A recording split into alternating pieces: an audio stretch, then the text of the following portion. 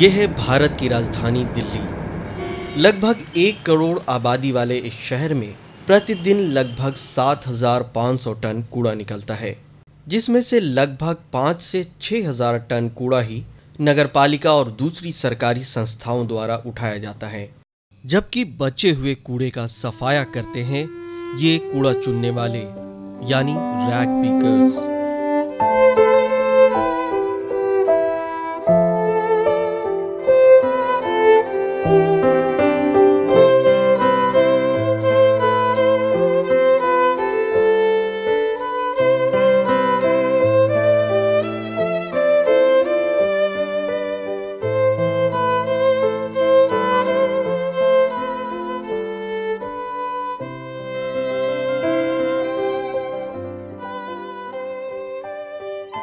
लेकिन इस सफाई के बदले इन्हें क्या मिलता है?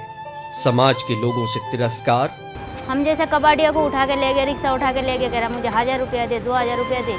मैंने बोला मेरे पास इतना पैसा है ही नहीं है, मैं कहाँ से ला के दूँ। इनके साथ होता है दुर्व्यवहार। हवलदार अंदर बैठे हुए थे, उन्होंने मुझे गालियाँ देना शुरू कर दिया। चोरी के झूठे इल्जाम और पुलिस की मार। अचानक एक दिन कनाट प्लेस के थाने से कुछ पुलिस वाले आए और अचानक वो एक लड़के को लेके आए और बोलने लग गए कि आप बैटरी लिए हो। एक नजर डालते हैं कबाड़ चुनने वालों की आप बीती कहानी पर। मेरा नाम लिपि है, मैं सूरज नगर पे रहता हूँ, मैं रैग पिकर हूँ, कबाड़ी का काम करता हूँ। आज से 6 महीना पहले मेरा संग एक्सीडेंट हो गया, होने के बाद फिर से अलग गाड़ी ने मेरा रिक्शे में टक्कर मारा, आगे अलग गाड़ी में जाके लगा। लगने के बाद फिर से अलग गाड़ी लगा तो कुछ बोला नहीं, वो अमीर है। हम जैसे कबाड़ियों को उठा के ले गए, रिक्शा उठा के ले गए, कह रहा मुझे 1,000 रुपया दे, 2,000 रुपया दे। मैंने बोला मेरे पास इतना पैसा है ही नहीं है, मैं कहाँ से ला के दूँ। फिर भी मैंने 500 रुपया दूसरे से उधर करके लेके उसे दिया। देने के बाद मेरे को रात के 9 बज गए, कह रहा जो सुबह आके तो ये मालूआ फेंकेगा, इसके बाद तुझे रिक्शा देंगे। फेंकते फेंकते 18 रिक्शा मालूआ, सुबह 5 बजे से जाकर 3 बज गया मुझे वहाँ। बजने के बाद फिर जाके मैंने बोला अब मैंने मालूआ फेंक दिया, मेरा पैसा वापस करा, रिक्शा दे दो। रिक्शा मुझे वापस किया, उन्होंने पैसा वापस नहीं किया। इसके बाद हमारा मैडम ने सुना, भारती ने सुनने की बात एफआईआर दर्ज किया। हमें जब पता लगा रैग पिकर्स हमारे पास आई तो हमने डॉक्टर को बुलाया और जब इंक्वायरी की इस मामले की तो डॉक्टर साहब को बड़ा अपने आप को शर्म महसूस हुआ कि ऐसे एक बंधुआ लेबर की तरह कैंपल करके एक गरीब लड़की से 1,000 रुपये वसूल करना, ये आज के दुनिया में ऐसा मिसाल नहीं मिलती। इस तरह लिपि की हिम्मत रंग लाई और नाइंसाफ़ी कर रहे डॉक्टर साहब ने उनसे माफ़ी मांगी। सूरज नगर थाने में एसएचओ के सामने हम 20-25 बंदे थे, वहाँ पुलिस वाले भी थे, हम भारती भी थे, संजीव थे, अबे थे, सब कोई थे। उनके सामने डॉक्टर ने हमें 1 रुपया दिया। देने के बाद हमसे माफ़ी मांगा हमने टोकन के हिसाब से। अगर कोई व्यक्ति चाहे वो आम जनता हो या फिर पुलिस अधिकारी आपसे जबरन काम करवाता है तो ऐसी स्थिति में संविधान के अनुच्छेद 23 के अनुसार किसी भी व्यक्ति के साथ दुर्व्यवहार और बेगार तथा इस प्रकार का कोई भी जबरन काम करवाना गैर कानूनी होगा तथा कानून के अनुसार दंडनीय होगा। ऐसी ही एक और घटना एक दूसरे रैग पिकर दूधनाथ के साथ हुआ। मेरा नाम दूधनाथ है और मैं माता सुंदरी रोड पे रहता हूँ और कबाड़ी का काम करता हूँ, खरीदारी का। मैं उधर नॉर्थ एवेन्यू में आ रहा था, पहाड़गंज से घूमते हुए, फेरी लगाते हुए। फिर नॉर्थ एवेन्यू में गया तो 4 नंबर से मैंने लोहा ख़रीदा था 2 किलो। फिर वहाँ से जब मैं 5 नंबर में आया तो मैं आवाज़ लगा रहा था तो हवलदार अंदर बैठे हुए थे और उन्होंने मेरी आवाज़ सुना तो उन्होंने मुझे रोका। रोकने के बाद उन्होंने मुझे गालियाँ देना शुरू कर दिया। गालियाँ देते हुए आया तो मैंने बोला कि गाली क्यों दे रहे हो, और अब मैं तो खोल के दिखा रहा हूँ आपको। तो इसी पे उन्होंने मेरे कान पे एक चाटा मार दिया। मारने के बाद फिर उन्होंने कहा चल तुझे बंद कर देता हूँ। फिर वहाँ ले जाके हमारे को बैठा दिया। फिर मैंने ऑफिस में फ़ोन किया संजीव जी को। फिर वहाँ से बोले कि ऐसा अपना बोरा खोल के चेक करवा दो और बाकी 5 मिनट के अंदर वहाँ से छोड़ दो इनको। फिर मैंने चेक करवाया, गलत माल कुछ नहीं निकला और वहाँ से फिर मैं आया। सवेरे उठा तो मेरे कान में बहुत तेज़ से दर्द हो रहा और पानी गिरने लग गया। फिर मैं वहाँ से उठ के सीधा राम मनोहर लोहिया हॉस्पिटल में आया। राम मनोहर लोहिया हॉस्पिटल में आने के बाद मैं बोला मुझे मेरे कान में दर्द हो रहा है और मुझे रिपोर्ट करवाना है। तो उन्होंने पूछा कब हुआ था, मैं बोला कल हुआ। कह रहे हैं कल क्यों नहीं आए। मैं बोला उनको भी कार्ड दिखाया। मैं बोला सर हम कबाड़ी के काम करते हैं और हमारे काम से दिल्ली की सफाई होती है और हम फेरी लगाते थे। पुलिस वाले ने मुझे चाटा मार दिया और मेरा कान बह रहा और दर्द बहुत ज़ोर से हो रहा है। हॉस्पिटल में हम ये सोच के गए थे कि हम जब जाएंगे वहाँ पे जब लिखवाएंगे कि हमारे साथ केस हुआ है और हमें मार पड़ी है और हम वहाँ पे जाके कुछ लिखवाएंगे तो इसका कुछ निकलेगा, इसका कुछ फैसला निकलेगा जो कि डॉक्टर का लिखा होगा और उससे हमारे को फ़ायदा मिलेगा। क्योंकि सरकारी हॉस्पिटल है तो वहाँ पे सही होता काम। वहाँ पे जाके हमने लिखवाया। फिर वहाँ से फ़ोन गया, फिर एसआई वहाँ पे आए, उन्होंने सारा रिपोर्ट लिखा। बोले इनके ऊपर हम कार्रवाई करेंगे जो करना हमें। इस तरह दूधनाथ की कोशिश से अंततः थाने में एफआईआर दर्ज की गई। सबसे बड़ी बात तो ये है कि हम गलत करते नहीं हैं और किसी से डरते नहीं हैं। और यही बात थी कि हमने उनसे बोला आप गाली क्यों दे रहे हैं, हम गलत नहीं करते हैं। थोड़ा हमारी आवाज़ ऊंची निकली, इसलिए उन्होंने मेरे को ज़ोरदार चाटा मार दिया। और इसके लिए हम अपने साथियों से बोलना चाहते हैं और बता रहे हैं कि उनको किसी बात का हिचक नहीं होना चाहिए। अगर आप गलत नहीं करते हैं तो आपको किसी से डरने की ज़रूरत नहीं है।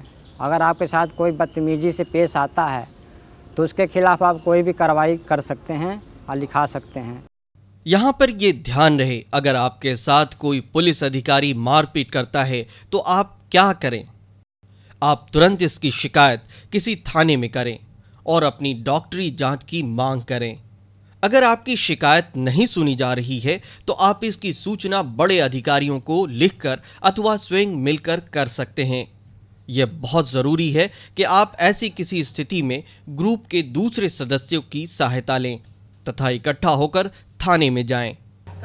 इतना ही नहीं, त्रिलोकपुरी में कबाड़ खरीदने और बेचने वाला संतू भी ऐसी कई घटनाएं झेल चुका है।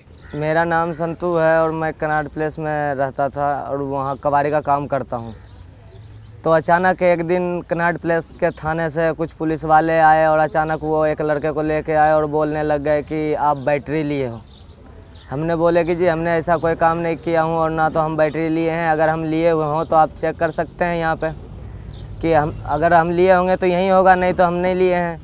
तो उन्होंने चेक किया, सारा सामान इधर से उधर ताश नाश कर दिया, लेकिन उन्होंने मेरे को छोड़ा नहीं। मेरे को वहाँ से ज़बरदस्ती खींचते हुए ले गया, मारते पीटते ले गया। सुपर बाज़ार में ले गया। सुपर बाज़ार पुलिस चौकी है वहाँ पे। वहाँ ले जाने के बाद उस दिन स्ट्राइक था, ठेका बंद था और सारे पुलिस वाले जितने भी थे दारू पिए हुए थे। दारू पी के उनको मैं बताने लग गया कि देखो हमारे साथ ऐसा नाइंसाफ़ी मत करो, मारो पीटो मत, क्योंकि मैं बहुत गरीब आदमी हूँ और घर का बड़ा लड़का हूँ और मैं कबाड़ के काम से अपने परिवार का पेट चलता है। तो उन्होंने कुछ नहीं माना, बोला नहीं आपको बैटरी देना ही पड़ेगा। बैटरी लिया है, बहुत ज़्यादा गाली गलौज किया। फिर मैं बोला जी मैं तो लिया है, जब अगर मैं लेता होता तो फिर मैं बोलता भी। मैंने उनको बोला जी मैंने लिया नहीं। फिर उन्होंने मारना चालू कर दिया। 7-8 थे वो। मारना जब चालू कर दिया तो उन्होंने लटका के मारा, पैर में बांध के मारा, फिर तलवे में मारा। रिमांड मतलब वो लेना चालू कर दिए। रिमांड मुझे 8 बजे ले गया था और 2 बजे सुबह में मेरे को छोड़ा, जबकि ऑफिस से फ़ोन आया कि नहीं वो ऐसा नहीं है, तो फिर मेरे को बाद में छोड़ा। लेकिन उससे पहले उन्होंने मेरे को बहुत मारा। मारने के बाद 2 बजे जब उन्होंने हमें छोड़ा तो हमने सीधे अपने घर आ गए। अस्पताल जाने के बजाय अस्पताल जब गए तो अस्पताल में राम मनोहर लोहिया अस्पताल में उन्होंने बोला कि ये पुलिस केस है, जब तक पुलिस का लिख के नहीं लाएगा, वहाँ रिपोर्ट दर्ज नहीं करवाओगे, जब तक हम आपको भर्ती नहीं कर सकते हैं। फिर मैं सुबह अपना आ गया। घर आने के बाद फिर मैंने ऑफिस में फ़ोन किया। कि ऐसे ऐसे का बात हो गया और मुझे भूत मारा है और मेरे से चला नहीं जा रहा है। तो फिर ऑफिस से कुछ आदमी आए, मैडम आए और अभय भैया आए, मतलब कुछ लोग आए जो कि फिर हमारे साथ चल के, और डीसीपी क्राइम ब्रांच डीसीपी जो है पार्लियामेंट थाने में, उनसे बात किया। उनसे बात करने के बाद रिपोर्ट दर्ज किया। रजिस्टर्ड होने के बाद अस्पताल गए, राम मनोहर लोहिया अस्पताल, जहाँ की हमारा मेडिकल हो गया। मेडिकल होने के बाद उनके ऊपर केस दर्ज हो गया और केस चलने लग गया, जो कि केस अभी तक चल रहा है।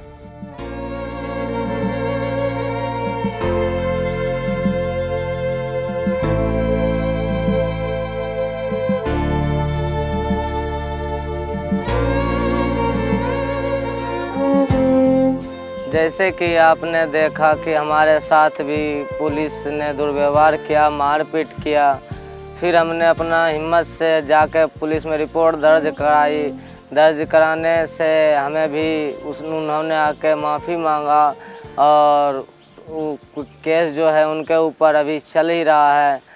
और अगर हम हिम्मत और हौसला से ईमानदारी से काम कर रहे हैं, समाज का सेवा कर रहे हैं, अगर हम अपना हिम्मत नहीं हारते हैं, हिम्मत से काम करते हैं, तो हमें भी न्याय मिलता है। और हमारे देश का जो कानून है सब के लिए बराबर है, चाहे वो एक कबाड़ का काम करने वाला हो या और भी कोई शहर में काम करने वाला आदमी हो, उन सब के साथ न्याय मिलता है। ये भी जानना बहुत ज़रूरी है कि अगर किसी कारणवश आपको पुलिस गिरफ्तार करती है तो आपके क्या क्या अधिकार हैं। गिरफ्तारी के समय अगर आप विरोध नहीं करते तो आपको हथकड़ी नहीं लगाई जा सकती।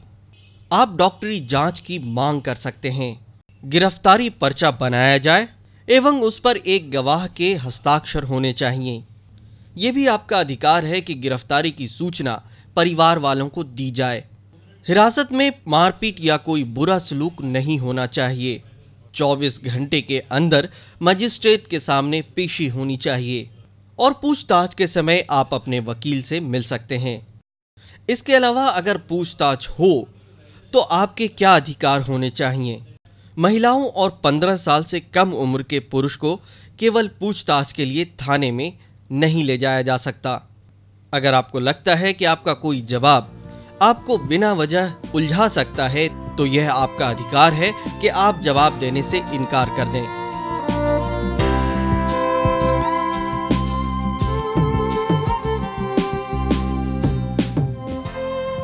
कूड़ा चुन के हम पेट भरते, फिर भी मैडम और बाबू की आंखों में खटकते। अपमान की पीड़ा को हम सहते, फिर भी हम सदा हंसते ही रहते। हम लोग कोशिश करते हैं कि जो लोग काम करते हैं इस पेशे में उनको ज़्यादा सिखाया जाए, उनके हक भी सिखाए जाएं, उनके काम भी सिखाए जाएं, उनको ट्रेनिंग भी दी जाए ताकि इस शहर में ये लोग आराम से काम कर सकें और दूसरे शहरों में भी, और पब्लिक की भी नज़र बदले इनके प्रति।